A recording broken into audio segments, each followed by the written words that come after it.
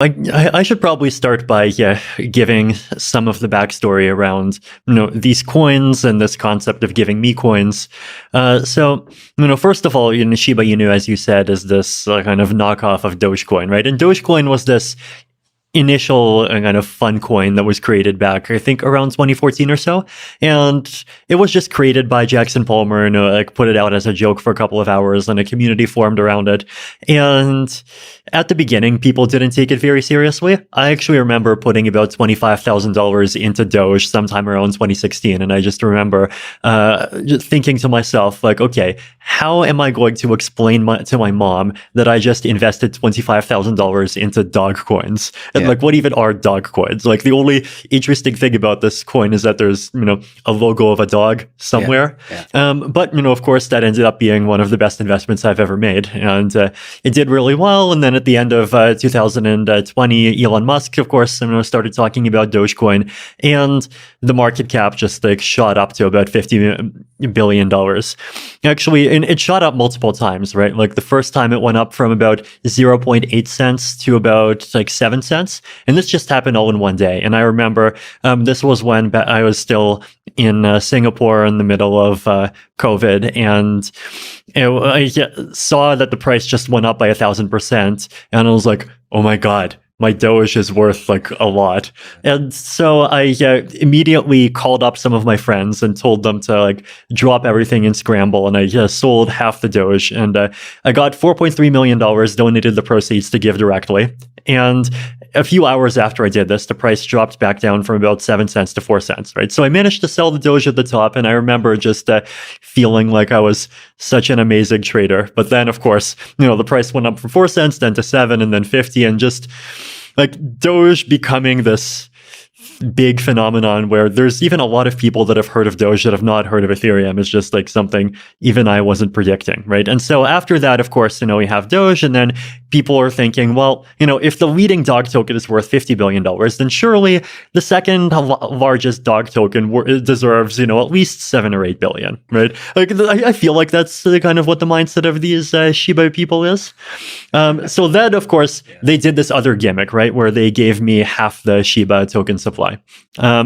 They were actually not the first projects to do this. So around the end of 2020, there was this weird project called Teller. It's Tellor. I think they're a Chainlink competitor or something like this. But I remember they just dumped $50,000 worth of their token into my wallet. And then they had their Twitter army just basically run around saying, look at Vitalik's wallet. Vitalik holds Tellers. He's one of us. He's a supporter. And as soon as I discovered this, I just publicly sold the Teller tokens on Uniswap, and this created a bit of a Twitter splat. Now, the Shiba people were more clever. The Shiba people, instead of dumping to that wallet, they dumped to my cold wallet, right?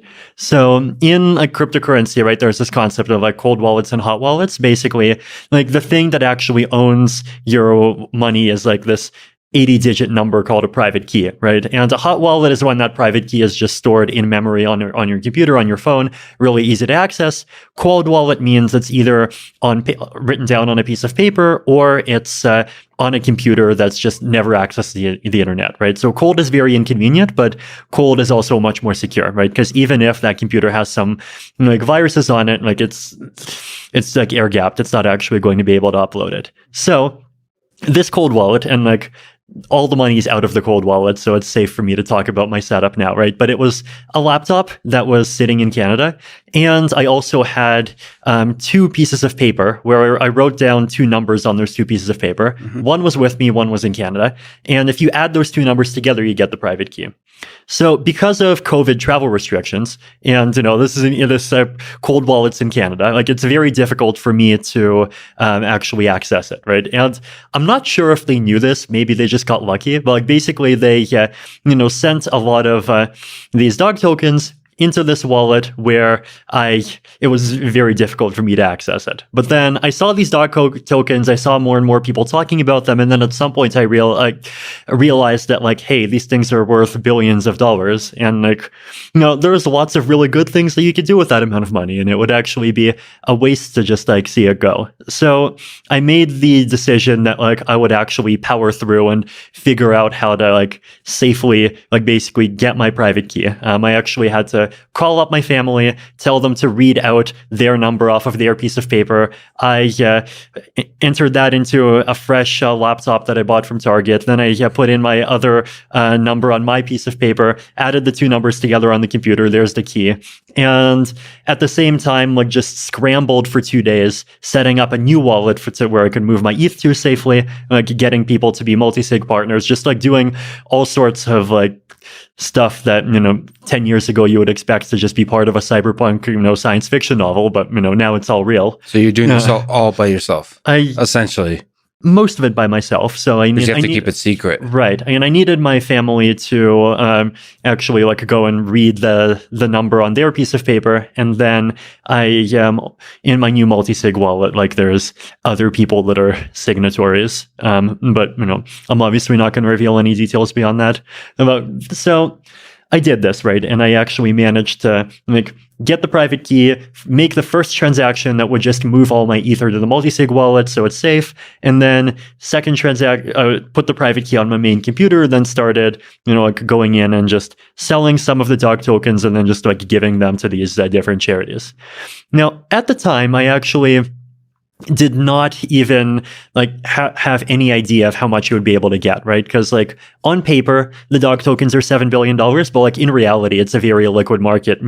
Are you going to crash it by after you sell 1 million worth? Are you going to crash it after 10 million?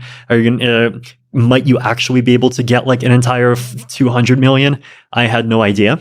So I definitely was just of the mindset like, okay, I'll sell a bit, maybe I get some ETH, and then, donated some ETH to GiveWell, donated some to other groups, and then, okay, have some dog tokens. Like, I don't have an easy ability to sell more myself, but then I'll just like give them to these groups and like, hopefully they'll do good things with them. It was actually, I actually donated 20% and dumped 80%. Okay. Yeah, so the COVID India group got one batch, and then there's another group that got another batch. And I don't want to say who they are because I think they want to announce themselves at some point. Sure. Yeah, but you can see the fact that these transactions were made on the blockchain. But no, it was just very interesting and unexpected, and just an insanely crazy situation. It's been a couple of weeks. First of all, thank you for helping me hang up some curtains. This is a first for the podcast, and shows that you're truly a special person to be willing to help. But now, a couple of weeks later, do you regret any aspect of that decision? I'm sure there are some things that I probably could have done better. Like I was actually talking to some of these charities, and I was impressed by just how much money they managed to get out of selling some of these coins. So I probably could have done better by just like talking more with traders and actually ensuring that that they can do a better job of maximizing the value of all of them. But like, it was this very stressful time, and I did have to act quickly. Like I did manage to, make a lot of the donations before, like a few days before the great crypto crash happened. So it was, and it's difficult to like, obviously there's parallel universes in which I did better, but at the same time, there's also lots of parallel universes where, because I hesitated more and tried to spend more time thinking, I missed the opportunity. So, on net, it's like a luck of the draw, and I'm just, happy that everything was able to turn out as well as it did. But psychologically, you mentioned stress. Mm-hmm. How hard was it? It was stressful, right? I think, one of the really stressful parts was just the fact that I had to basically move all of my funds, including the 325,000 Ether, from one cold wallet into another hot wallet, into another multi-sig wallet. And, maybe the multi-sig wallet had a bug in it. Maybe there's like some mistake I'll make in the middle that causes the funds to get lost. Like, that part was stressful, and I was definitely stressing out for 2 days. Triple checking the new wallet. I even did a bit of an audit of the code myself. I wrote my own JavaScript DApp to make confirmations, because Gnosis Safe didn't work with the status wallet well. So there was that whole thing was definitely a bit of a marathon. I was also kind of definitely a bit worried about, or uncertain, I guess, how the public and, including the coin communities would perceive the whole thing. But I was actually impressed. Like, for every poster that was saying like, no, why did Vitalik like rug pull on us? His wallet was supposed to be a burn address. There's like 10 people that were like, oh, I thought I was just in this because it's a fun pyramid gambling thing, but instead I ended up being part of this, great public good thing for humanity, and that's like even more amazing.